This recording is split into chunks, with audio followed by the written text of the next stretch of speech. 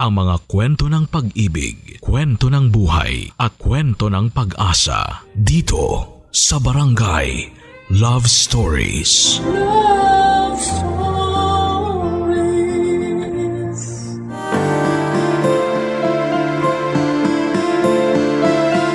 Ang pagiging handa sa pag-ibig ay wala sa tagal ng panahon.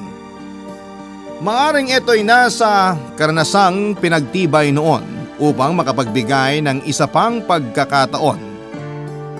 Ikaw, kabarangay, paano mo masasabi na handa ka na muling umibig?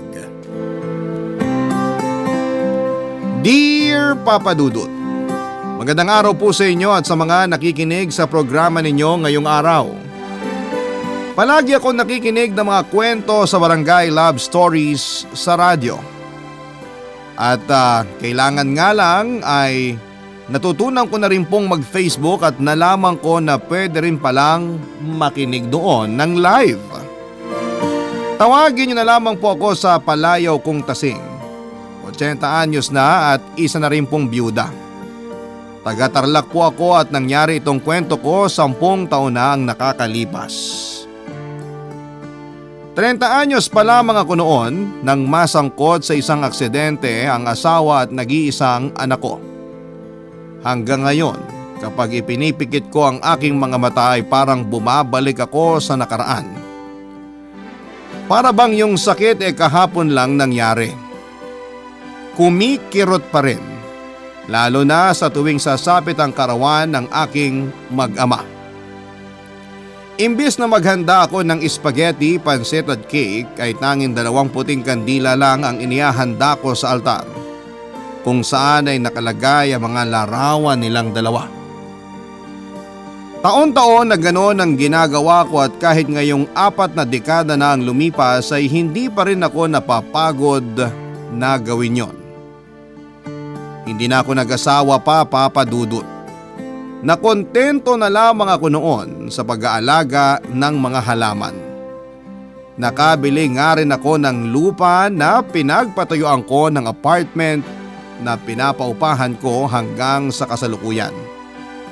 2 duplex house ang ipinagawa ko para parentahan.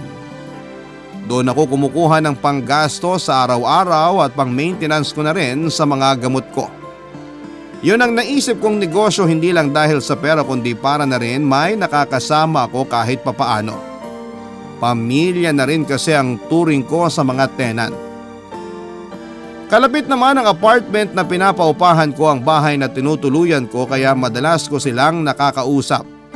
Pero bukod sa kanila ay isa rin noon sa naging malapit na sa akin ang kapitbahay kong si Salve.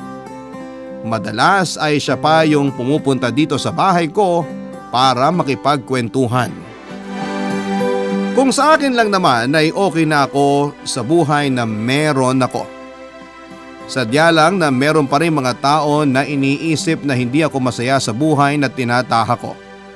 Mula noong mamatay ang mag-ama ko ay paulit-ulit akong itinutulak ng mga kakilala ko na maghanap ng asawa para makabuo na ng bagong pamilya. Pero madalas ay ngiti na lamang ang isinasagot ko sa kanila, Papa Dudut. Mula noong nawalang mag-ama ko ay hindi ko na talaga nakikita ang sarili ko na magkakaroon pa ng asawa. Para sa akin kasi walang makakapalit sa kanila dito sa puso ko.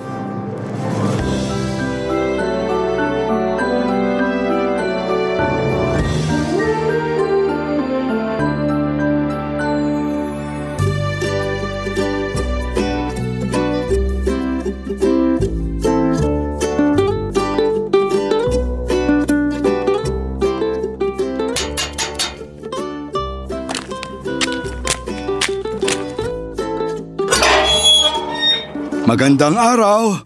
Pwedeng magtanong? Ano ho yon? Magtatanong lang sana ako tungkol dito sa nakapaskil sa gate nyo, tungkol sa paupahang bahay. Meron daw kayong 1-bedroom na apartment? Oo, meron. Sino bang titira? Ako lang. Aba sigurado ka ba mag-isa ka lang? Wala ka bang asawa? Wala. Anak o di kaya apo? Ay, Wala at wala. Ganun ba? Siya, sige, pumasok ka muna. Ayun sa dulo yung bakante. 4 lang kasi yung unit na pinauupahan ko. Sakto yung isang bakante sa hinahanap mo. Gusto mo bang makita muna? O sige, para habang naglalakad tayo makapag-usap pa tayo. Anong usap yung sinasabi mo?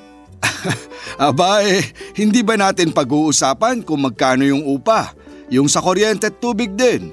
Yun naman pala Halika, sumama ka sa akin at ipapakita ko sa iyo yung bakanting apartment. Magkano ba yung renta? Kung mag-isa ka lang pwede kong ibigay ng 9,000. Di pa kasama yung kuryente o yung tubig doon. May sarili kang kontador. 1 month advance, 1 month deposit.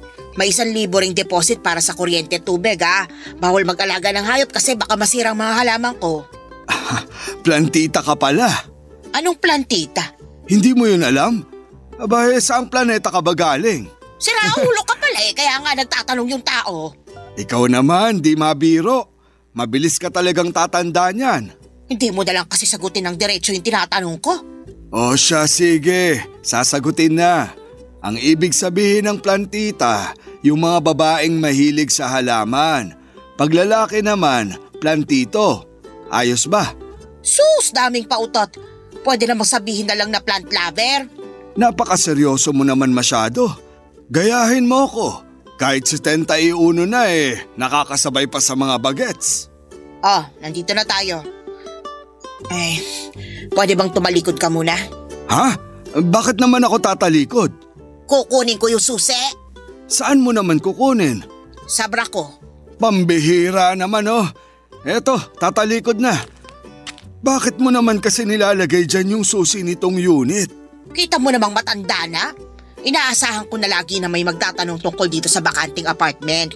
Kaya para di na ako magpabalik-balik sa bahay para kunin yung susi, di dinadala ko na lang palagi.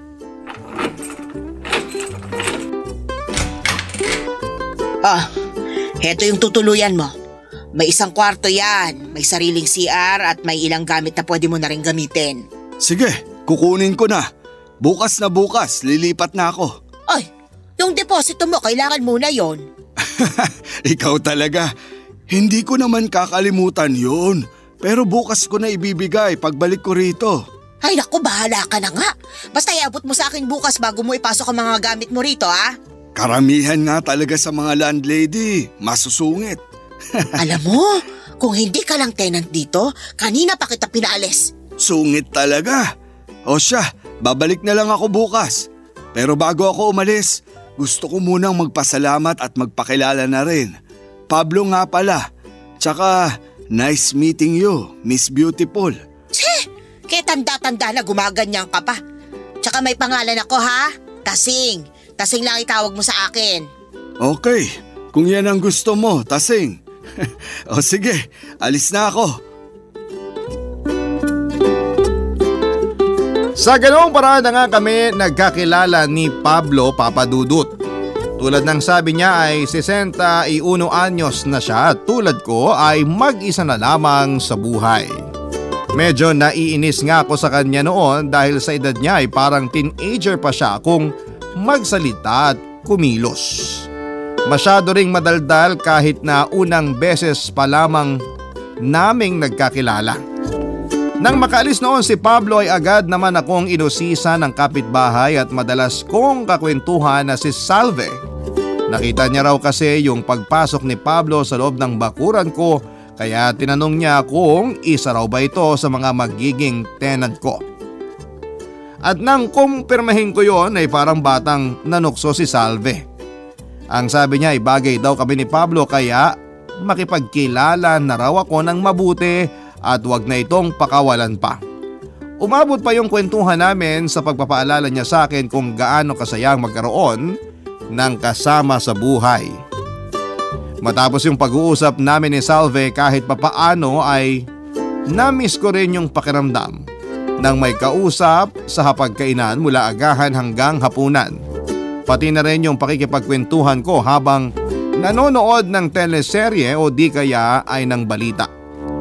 Nasanay na kasi ako sa panonood ng 24 oras bago matulog tuwing gabi at kapag matutulog na. Hindi ko rin maiwasang ma-miss yung pakiramdam na may kayakap at panatag ang kalooban na hindi ako nag-iisa sa pagising kinabukasan. Batid kong saglit ko lamang nakasama ang mag-ama ko. Pero lahat ng masasayang alaala namin noong bilang isang pamilya ay tumatak na sa puso ko.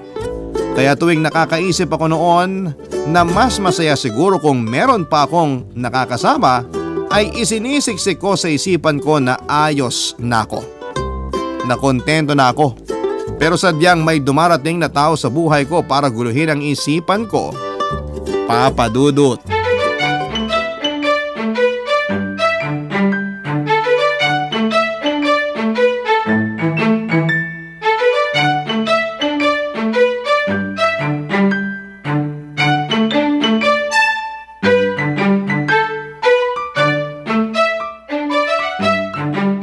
Eto na nga pala yung deposito ko sa renta, tsaka sa tubig at kuryente. Ay, salamat. Sige, pwede mo nang ipasok ang mga gamit mo dyan. Siya nga pala, nakalimutan kong itanong. Mag-isa ka lang din ba dyan sa bahay mo? At bakit mo naman inaalam? Nako, kung may bala ka man loob, wala ka makukuha. Mas matanda pa sa'yo mga gamit ko ron. Ultimo telebisyon, hindi pa ako bumibili ng bago. To naman, dami agad sinabi. Tinanong ko lang kasi mukhang wala ka nga talagang kasama. Baka lang naiinip ka minsan, pwede naman akong kakwentuhan. Bakit naman ako makikipagkwentuhan sa'yo? Para mas makilala natin yung isa't isa. Hindi ko kailangan ng kakwentuhan. Suplada, ganyan na ganyan yung tipo ko sa babae. Yun bang masarap galitin araw-araw? Ay, tumigil ka nga dyan sa pinagsasasabi mo. Kinikilabutan ako sa'yo. Masyado ka nang matanda para sa ganyan. Di mo ba alam yun? Hanggat nakakalakad pa ako, pwedeng-pwede pa, Miss Beautiful.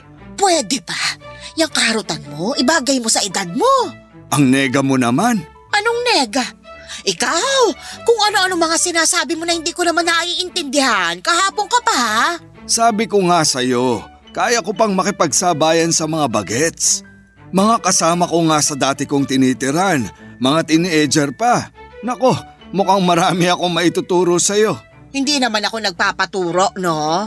Hindi ko lang talaga alam kung ano yung nega-nega na yan. Ibig sabihin lang nun, negative ka mag-isip. Huwag ganun. Tatanda ka kaagad, sige ka. Matanda na ako. Ano pa itatanda ko?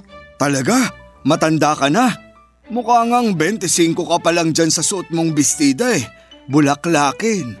Ay naku, tigilan mo na ako sa mga salita mong ganyan. Mabuti pa mag-ayos ka na ng mga gamit mo. Teka, sandali. Pwede bang magkape muna tayo? Wala akong oras lumabas para magkape. Marami pa akong aasikasuhin. Abay, sino bang nagsabi sa'yo na lalabas tayo? Diyan na lang tayo sa bahay mo. Doon mo na lang ako ipagtimpla ng kape habang pinag-uusapan natin yung mga patakaran natin dito. Di ka lang pala madaldal. Makapal ka rin.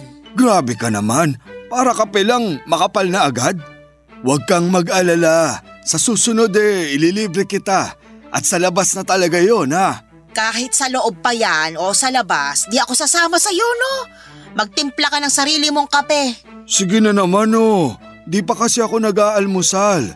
Hindi ko na problema yun. Hindi naman kita asawa.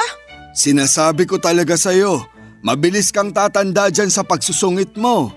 Kung gusto mo magkape, doon sa bahay malapit sa kanto. May lamay doon. Libre kape at biskwit pa. Hindi na. Ayos na ako rito. Nawawala yung gutom ko pag nakikita kita Kung ano-ano pa sinasabi mo dyan. Diyan ka na nga. Sungit! Papa Dudut, kung hindi ko lang noon kailangan ng tenant ay hindi ko na sana haharapin pa si Pablo.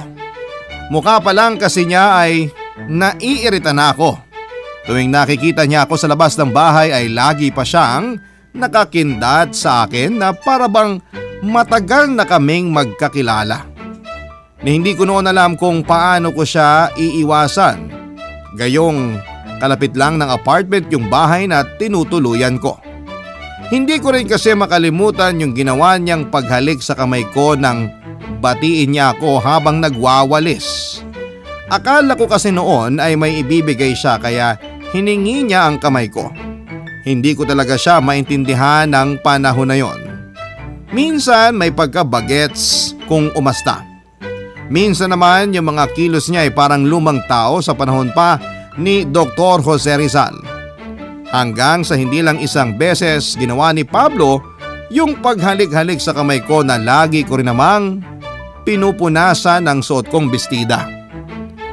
Sa kulit na yon ni Pablo ay napaisip tuloy ako kung tama ba na patirahin ko siya sa apartment ko ng mga panahong yon. Pakiramdam ko kasi bigla na lamang nagulo yung dating tahimik kong mundo dahil sa pagdating niya sa buhay ko, Papa Dudut. Barangay Love Stories. Barangay Love Stories. Papa Dudut, kung ano yung ipinakitang ugali ni Pablo noong una kaming magkakilala ay ganon pa rin siya nang tumagal-tagal na ang pangungupahan niya. At habang tumatagal ay mas lalo ring lumalala ang pagkairita ko sa kanya.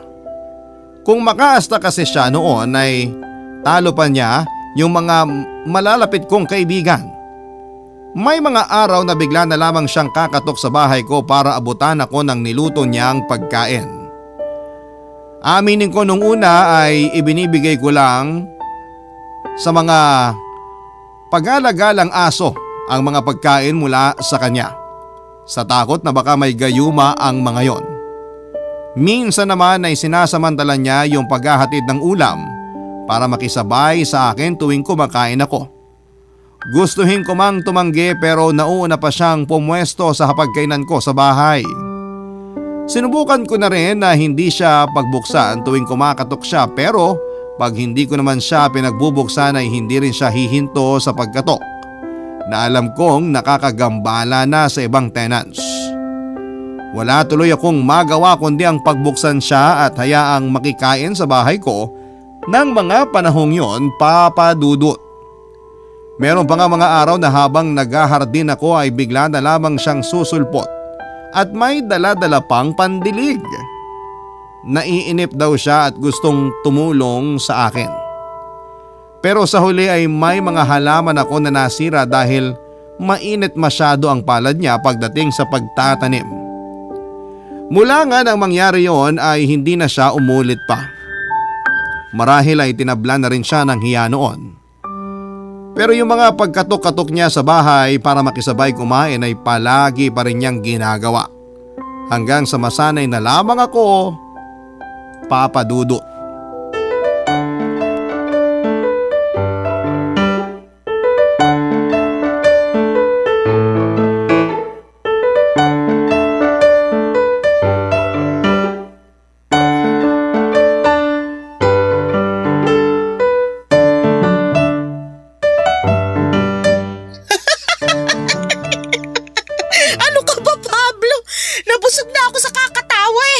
Sayang naman tong tinola na niluto mo, halos di ko nagalaw. Maganda yan. Tumawa ka lang ng tumawa para bumata ka pa. Bumata pa ako? Ha? Ibig kong sabihin bumata pa lalo. Nako, tanggap ko ng edad ko, no?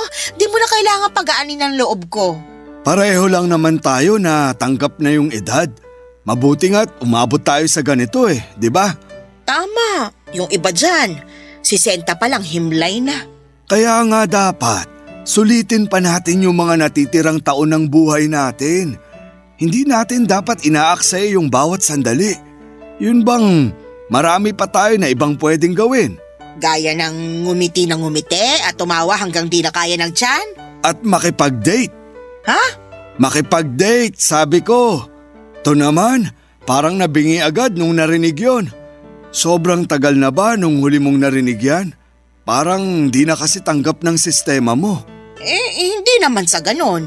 Di ko lang maintindihan kung bakit naisip mo na pwede ka pang makipag-date sa edad mong yan. Bakit naman hindi? Kasi nga matanda ka na.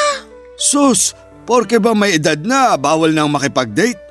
Tao pa rin naman ako Tayo, hanggat humihinga pa, nakakaramdam pa rin tong puso natin. Kaya pwede pa. Ang bawal kapag namilit ng ide-date. Yung tipong tututukan mo na ng balisong para lang samahan ka. Ikaw talaga, kung ano-ano yung naiisip mo. Pero hindi ba nakakahiya yun? Sa edad mong yan, dapat nasa bahay ka na lang, hindi nakikipag-date. Naku, pag narinig ng asawa mo yung mga sinasabi mo, yari ka doon. Wala akong asawa. Paanong wala? Sasabihin ko sa'yo pag pumayag ka. Pumayag saan? Pumayag na makipag-date sa akin. Ayang ka na naman, parang wala ka yatang naintindihan sa mga sinabi ko kanina. Ikaw rin naman parang wala ka rin naintindihan sa mga sinabi ko. Dapat gawin natin kung ano yung makakapagpasaya sa atin, kahit ano pa yung maging edad natin. May asawa ako. Wala ka ng asawa. Patay na siya kaya wag ka nang magpalusot dyan. Paano mo nalaman? Hindi ka naman siguro maglalagay ng picture ng asawa mo sa altar na may kandila kung buhay pa siya, hindi ba? Pero may asawa pa rin ako. Pero matagal na siyang wala sa mundo. Teka, paano mo nalaman? Kasi bata pa siya dun sa picture. Pero ikaw… Pero ako matanda na, ganun ba? Huwag kang magalit. Akala ko ba tanggap mo ng matanda ka na? Ay, ewan ko sa'yo. Bilisan mo na dyan sa kinakain mo, marami pa akong gagawin. Kailan na ang date natin yan? Hoy, anong date? Di naman ako pumayag Siya, sunduin na lang kita sa Sabado ng gabi ha. Mauna na ako para makapag-beauty rest ka pa. Hoy, Sa Sabado ha. Huwag mong kakalimutan.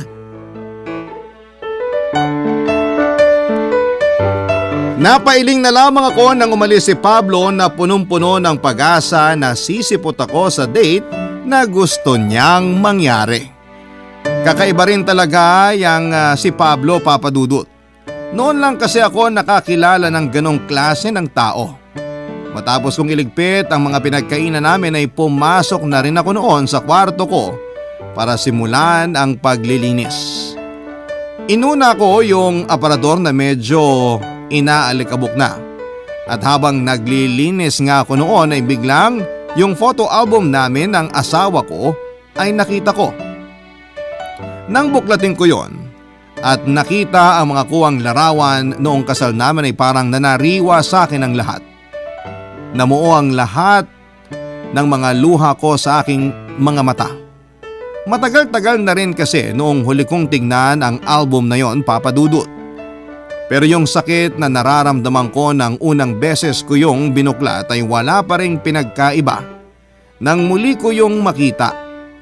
Nang isara ko yung album at humiga na lamang sa kama habang umiiyak.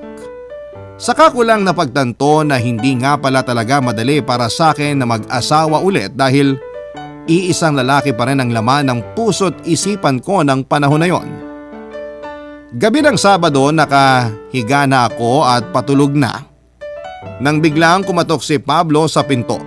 Nagkataon na malapit ang pinto ng tinitirhan ko sa bintana ng kwarto ko at aaminin kong naaalibadbaran ako sa mga sumunod na nangyari, Papa Dudut.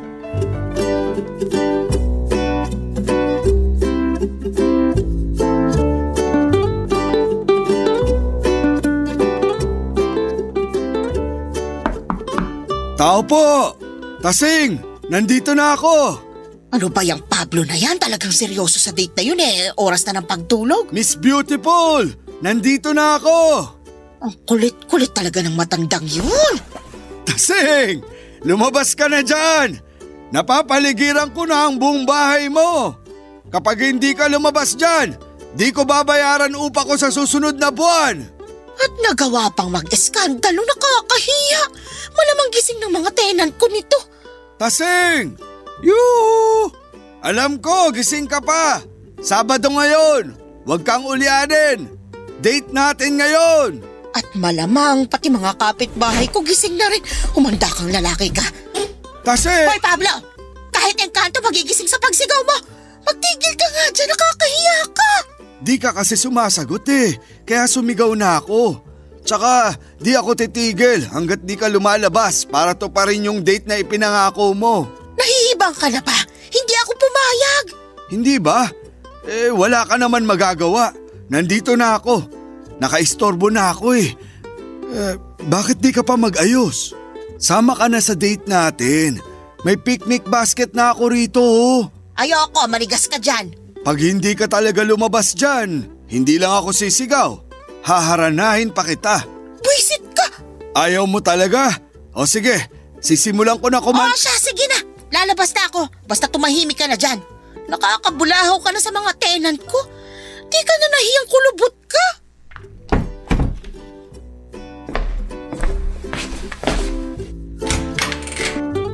Ay, aba, hindi pa nga pala ako nakakapagbihis. Magbihis ka at saka magpaganda ha. Ba't obligado pa ako mag-ayos para sa'yo? Ha? Teka nga. Magandang gabi, Miss Beautiful. Walang maganda sa gabi, sirang-sira na dahil sa'yo. Ikaw naman kasi. Kung tumupad ka lang sana kaagad sa date natin, di sana hindi na ako nag-iingay dito. Teka, iyan na ba ang suot mo?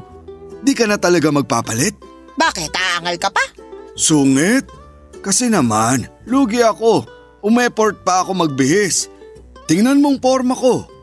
Oh, mas pumogi ako, hindi ba? Hoy, kilabutan ka nga sa mga sinasabi mo. Sige na nga. Payag na ako kahit nakapantulog ka pa. Maganda ka pa rin naman eh. Pero para bagay tayo, magpapalit din ako ng pantulog. Sandali lang ha, dito ka lang. Kahit wag ka na rin bumalik. Padudot na tuloy nga yung date namin na gustong mangyari ni Pablo. Una niya akong dinala sa Maria Clara Town Plaza. Yung picnic basket na dala niya noon ay may lamang hopya, termos na may lamang mainit na tsokolate at mga hiniwang mansanas at saging. Humana pa siya noon ng mapupwestuhan namin bago niya inilatag yung kumot na dala niya. Kumain kami at nagkwentuhan tungkol sa kung ano-ano lang. Likas kasing mapagbiro si Pablo kaya kahit simpleng usapan lang ay humahaba talaga namang nakakatanggal inip ng oras na yon. Nung una ay panay pa ang tingin ko sa relo sa paligid kung may kakilala ba ako na nakakakita sa amin. Aminado naman ako na nahihiya ako na may makakita sa akin na may kadate pang lalaki sa edad kong yon. Ayokong masabihan na kung kailan matanda na ako ay saka ko pa naisipang makipag-date. Pero nang lumalim na ang usapan namin ay nakalimutan ko na ang oras at nawala na rin ako ng pakialam sa paligid ng mga sandaling yon. Habang nag-uusap kaming dalawa ay para bang matagal na kaming magkakilala. Tila nagkakaroon ng sinasabi nilang magical moment. Nang mga oras na yon dahil nawala yung mga agam-agam ko habang kausap ko si Pablo. Hindi ko rin naisip na pansamantala lamang yon. Nawala na rin po papadudot yung inis na nararamdaman ko sa kanya tuwing nangungulit siya at nauwi na lamang sa sunod-sunod na pagtawa sa mga biro niya. Aaminin ko na matapos ang ilang taon na mag-isa lamang ako at tanging mga alagang halaman na lamang ang nagpapasaya sa akin, ay muli kong naranasan na maging masaya dahil sa isang tao. At yun nga ay dahil kay Pablo, Papa Dudut. Barangay Love Stories. Barangay Love Stories. Matapos ang paglabas namin yun ni Pablo ay madalas ko na siyang nakakasama ng panahon na yon, Papa Dudut. Ang pagpunta niya sa bahay para makisalo sa pagkain ko ay naging araw-araw na. Yung tipong kahit simpleng potahe lamang yung pinagsasaluhan namin ay solve na kami. Kung tutuusin nga ay mas lamang pa yung kwentuhan namin kesa sa oras na kumakain kami. Hanggang sa nasanay na ako sa kanyang presensya, Papa Dudut. Walang araw na nakasama ko siya na hindi niya ako napapangiti at napapatawa. Masaya siyang kasama. Hindi nawala yung pagiging makulit niya at marahil ay yun din ang nagustuhan ng mga babaeng nakarelasyon niya noong binata pa siya. Habang magkasama kami kahit papaano yung unti-unting lumiliit yung butas ng pangungulila sa puso ko. Hindi ko na rin masyadong nararamdaman yung sakit na dulot ng pagkawala ng mag-ama ko dahil sa kanya. Malaking bagay na napapatawan niya ako, kahit sa ganong paraan man lang ay unti-unting naghihilom yung sugat sa puso ko. Marami nang nalaman sa akin si Pablo, Papa Dudut. Naikwento ko na sa kanya ang dahilan ng pagkamatay ng mag-ama ko at ang dahilan ko kung bakit mas pinili ko na lamang na mag-isa. Nauunawaan naman niya yung kagustuhan kong maging mag-isa na lamang sa buhay pero naroon pa rin yung pangungulit niya na sumubok pa ulit ako na magmahal. Marami na rin akong nalaman sa kanya tulad ng tungkol sa dati niyang asawa na noon niya lamang din ay kwento sa akin. Hindi naman kasi siya nagkwekwento at katunayan nga ay parang iniiwasan pa niyang mapag-usapan yon noon. Madalas niyang dinadaan sa biro yung usapan para hindi mabanggit ang tungkol sa asawa niya. Nalaman ko rin naman yung dahilan niya, Papa Dudut.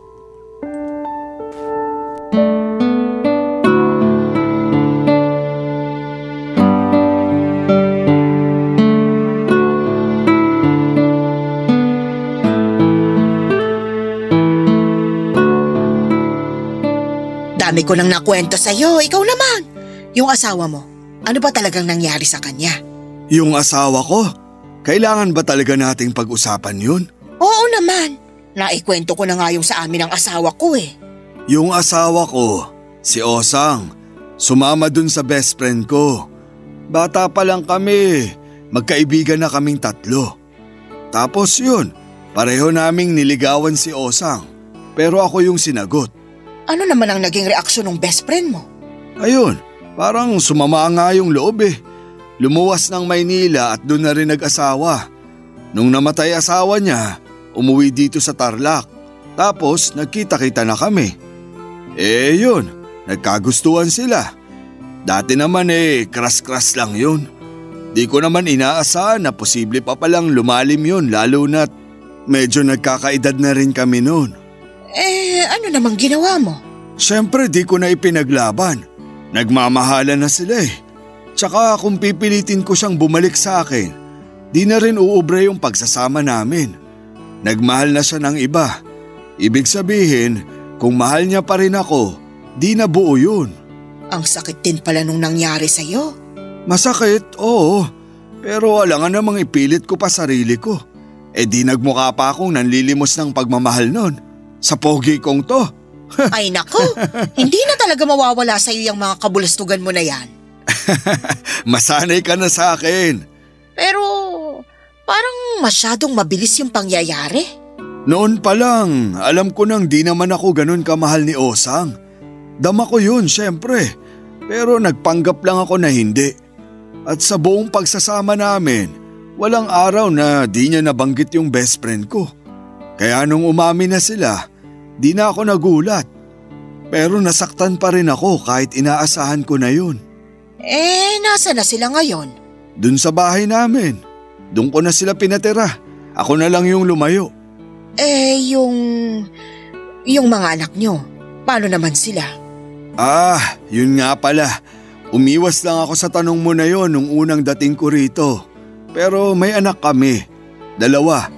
Nung una, ayaw nila na maghiwalay kami ng nanay nila kasi masyado na nga raw matanda. Kung kailan nagkaedad na, saka pa raw naging ganito. Pero natanggap din naman nila. Kaya ba napadpad ka rito? Kasi doon na sila nakatira sa bahay nyo? Nung 4 na taon na kaming hiwalay, nakitira muna ako sa bunso kong anak. Pero ako na lang din yung nahiya kasi parang pabigat pa ako ron eh. Siyempre, di pa naman ganun kalaki yung kinikita nilang mag-asawa. Buti na lang may naipon pa ako galing sa pensyon ko. Ay teka, ano nang ang trabaho mo dati? Isa akong retiradong pulis. Hindi halata. Sa kulit mong yan? Seryoso rin naman ako pagdating sa trabaho. Kahit nga wala sa trabaho, napakaseryoso ko pa rin. Pero lahat naman ng tao may tinatagong kulit. Di ko naman akalain na sa'yo ko pala ulit mailalabas to. Ulit? Kanino ka pa ba ng ulit dati? Siyempre, sa mga apo ko. Kaya nga sabi ko sa'yo, kaya ko pang makipagsabayan sa mga bagets. Abay, ilang taon din akong napapaligiran ng mga bata. Kung ganun pala, matagal na rin kayong hiwalay ng asawa mo. Oo, kaya nga ngayon, handa na akong magmahal ulit. Sus, yang ka na naman. Matanda ka na. Ayan ka na naman sa edad na yan. Walang kinalaman dito yung edad natin. Kaya pwede ba? Karapatan nating gawin yung mga gusto natin at hanapin yung saya kahit punong-puno na tayo ng mga uban. Ay nako, sige, bahala ka. Magmahal ka ulit kung yan ang gusto mo. Magpapaalam sana ako sa'yo eh. Para saan? Magpapaalam ako na mahalin ka. Mahal na kasi kita, Tasing. Sa sinabing yon ni Pablo ay para akong naputulan ng dila, Papa Dudut. Hindi ko alam yung isasagot ko sa kanya. Nagsalita pa siya ulit pagkatapos noon at tinanong kung pwede ba siyang manligaw sa akin. Paulit-ulit din niyang sinasabi sa akin na hindi basihan ng edad pagdating sa kagustuhan nating maging masaya at sana raw ay buksan ko na ulit yung puso ko dahil oras na para may pumasok ulit na bagong pag-ibig dito. Sa dami ng sinabi niya noon ay halos makumbinsin na niya ako. Sa totoo lang kasi sa mga nakalipas na nagkakausap kami ay nagugustuhan ko na rin ang presensya niya sa buhay ko. Parang biglang lumiwanag yung dati ay madilim kong mundo. Parang kailan lang ay napakatahimik ng buhay ko. Pero noong makilala ko siya ay biglang nagkaroon ng ingay na puno yun ng tawanan kahit kaming dalawa lamang ang magkausap. Ngunit hindi ko rin maiwasang mag-isip kung sapat na bang dahilan ang mga nangyari para muli kong buksan ang puso ko, Papa Dudut. Sabi ko sa kanya noon ay bigyan niya ako ng 1 linggo para mag-isip. Sa sinabi ko ay parang nabuhayan na nga siya ng loob. Samantalang ako ang dating gabi na mapayapa ay biglang nabalot ng maraming katanungan. Nang sandaling yon ay muli kong binuksan yung photo album namin ng asawa ko. Noon ay takot na takot akong buklatin yon dahil nananariwa pa rin ang sakit. Pero nang mga oras na yon ay hindi ko alam kung bakit parang ang gaan na lamang nabalikan ang mga lumang larawan namin ng asawa ko. Hindi na mabigat, hindi na masakit. Habang binubuklat ko yon ay umuusal ako ng dalangin para sa asawa ko. Bago matapos ang huling pahina ng album na yon ay napapikit ako at napangiti. Sinarado ko na ang photo album at sa pagkakataong yon ay alam ko na ang dapat kong isagot kay Pablo. Handa na akong sabihin sa kanya, Papa Dudut.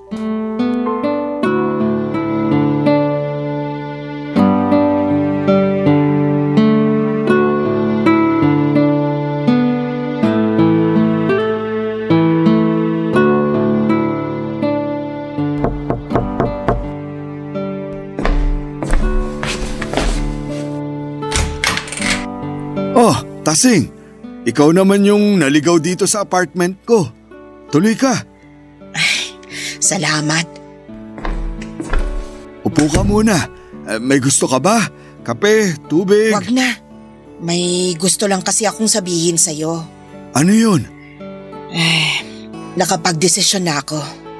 Teka, bago mo sabihin sa akin yan, may gusto lang akong sabihin sa'yo. Edi sabihin mo na. Kasi gusto kong malaman mo na mula nung nakilala kita, naramdaman ko na kaya ko nang magmahal ulit. Gusto kitang mahalin. Gusto ko nang magtiwala ulit sa pag-ibig. Pablo. Akala ko forever na yung relasyon ko sa dati kong asawa. Kasi nga umabot kami ng 45 years. Pero natapos pa rin.